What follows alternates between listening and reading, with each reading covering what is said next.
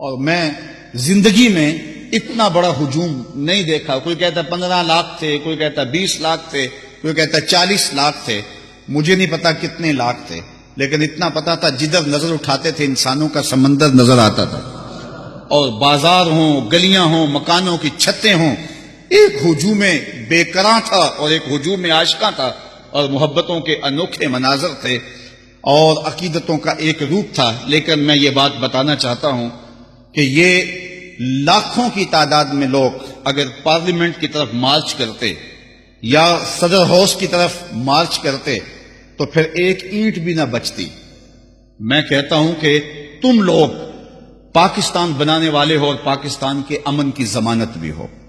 جبکہ جذبات بکھرے ہوئے تھے اور حکومت نے سخت ظلم و زیادتی کی تھی اور ان کی فریاد کوئی سننے والا نہیں تھا, اور چوتھا ستون میڈیا بھی خاموش تھا اور بے بسی کی تصویر تھی, تو اس بکھرے ہوئے اجتماع کو کنٹرول کرنا کوئی تماشا لبے بام نہیں تھا. لیکن میں ان لوگوں کی حکمت کو سلام کرتا ہوں جنہوں نے دانائی کے ساتھ اتنے بڑے اجتماع کو پر منظم منتشر کیا, اور ایک شیشہ بھی نہیں ٹوٹا, ایک گاڑی کے شیشے نہیں ٹوٹے, اور ایک دکان نہیں جلی. ہم دکانوں کو کیوں جلاتے؟ یہ ہماری دکانیں ہیں. بسوں کو کیوں جلاتے؟ یہ ہماری بسیں ہیں. اور ہم کیوں ایسا نقصان کرتے؟ ہم اس وطن کے باسی ہیں, اور نہ ہم نے ماضی میں کیا ہے اور نہ آئندہ ہم ایسا مزاج رکھتے ہیں. آج بھی جلوس نکلیں گے, پر امن ہوں گے. ہمارے مشائخ, ہمارے علماء یہ کبھی ایسا کوئی مزاج نہیں رکھتے, یہ امن کی ضمانت دیتے ہیں. علامہ نورانی نے ایک زمانے میں کہا تھا جب لوگوں نے گنیں اٹھا لی اور جہادی تنظیمیں بن گئیں تو ان سے کہا کہ حضرت ہماری جماعت میں بھی کوئی جہادی تنظیم ہونی چاہیے. تو انہوں نے کہا ہماری جہادی تنظیم فوج جو ہے. تو کسی نے کہا حضرت یہ تو کل لوگ چھا جائیں گے اور ہمارے اوپر آ جائیں گے. تو انہوں نے ایک جملہ کہا تھا اگر ہم بھی گنے اٹھا لیں پھر امن کی ضمانت کون دے گا؟ اس لیے ہم پرامن لوگ ہیں, پرامن لوگ ہیں. لیکن ہمیں مایوس کیا ہے حکومت نے. ہم نے صرف ایک فریاد کی تھی کہ اس کو چھوڑ دو. تم نے ریمنڈ ڈیوس کو چھوڑا, تم نے کرپشن کرنے والوں کو چھوڑا, تمہاری جیلوں کے دروازے توڑ کر اور دیواریں توڑ کر بڑے بھیانک مجرم بھاگ گئے, تم کچھ نہ کر سکے اور بے بسی کی تصویر بنے رہے. یہاں کتنے کتنے قاتل اسمبلیوں میں بیٹھے ہوئے ہیں جن کے دامن پہ قتل کے داغ ہیں, تم ابھی تک ان کو جیل کیا تھانے نہیں بلا سکے. تمہاری ہمت اتنی ہے کہ جو ہے وہ بڑے بڑے قاتل 200 آدمیوں کا قاتل آج بھی میڈیا کے اوپر چیختا ہے اور تم بول نہیں سکتے ہو. ہم کہتے تم نے قاتلوں کو چھوڑا, قاتل تمہاری آنکھوں میں دھول جھونک کے چلے گئے, تمہاری جیلوں کی دیواریں توڑ کے چلے گئے, اور تمہارے بچے قتل کر کے غیر ملکی قاتل چلے گئے. ہمارا ایک ہی غازی ہے, تم اس کی دیت لے لو, اسے چھوڑ دو. چونکہ اگر تم نے اس کو قتل کیا تو تم پاکستان کی تاریخ بدلو گے. پاکستان میں ایسا کبھی نہیں ہوا کہ عاشق رسول کو پھانسی دی جائے, اور پاکستان کی عظیمت کی تاریخ جو ہے سرخرو تاریخ ہے. پوری دنیا کے سامنے ہم سرخرو ہیں. میرے بہت سارے لوگ ملنے والے انڈیا میں ہیں اور پیر بھائی بھی ہیں, تو اس واقعہ کے بعد ان کے میسج آنے مجھے شروع ہوئے, اور کچھ لوگوں نے وہاں کے اخبارات کے تراشے بھی مجھے بھیجے. تو میں ان سے شرمندہ ہو رہا تھا کہ یہ وطن تو محبت رسول کا وطن ہے, یہ تو کریا عشق رسول ہے.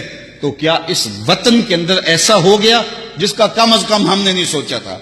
ہم یہ کہتے تھے کہ یہ کبھی ہوگا بھی نہیں, کہ یہ بے غیرت تو یہ ہیں, ہمیں اس بات کا یقین ہے, اس میں کوئی شک نہیں ہے.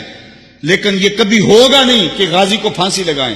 اگرچہ یہ مغربی پریشر کی وجہ سے چھوڑیں گے بھی نہیں, لیکن پھانسی لگانے کی بھی جرأت اور حماقت نہیں کر سکتے.